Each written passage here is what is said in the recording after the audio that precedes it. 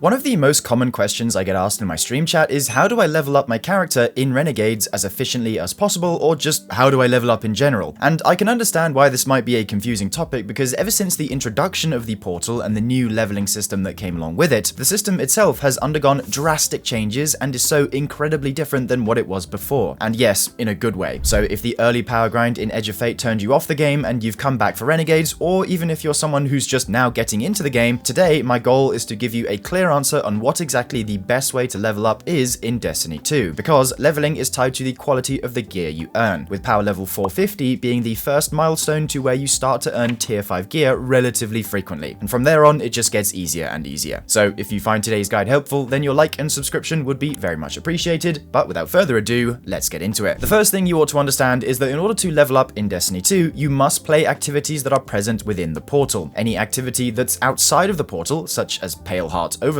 will not grant you gear that drops at a higher power level. You must engage with the portal in order to do so. And this does include the new Renegades campaign experience, because throughout the campaign you get rewarded with gear that increases your power. And if you own Renegades, the first thing you must do is complete the very first campaign mission, because doing so will award you with a full set of 300 power weapons and armor. Furthermore, even if you don't own Renegades, as far as I'm aware, you are still able to complete the first mission and introductory questline called Renegades that introduces you to the DLC and all its systems completely for free. So definitely start here to get yourself an early and free power boost up to 300 power. Assuming you bought the campaign, you'll probably finish up anywhere between the 350 to 400 range after completing it. And from there on, it's just a case of getting those final 50 to 70 levels that push you past the tier 5 gear threshold. And regardless of whether you bought Renegades or not, there will come a point where you need to engage with the portal to begin earning more powerful gear. So let's start there. Portal activities will need to be calibrated by yourself to ensure you reach a certain score that allows your drops to be an actual increase over what you have currently. And to make things simple, just remember this. Apply enough negative modifiers to make your score become at least halfway through B+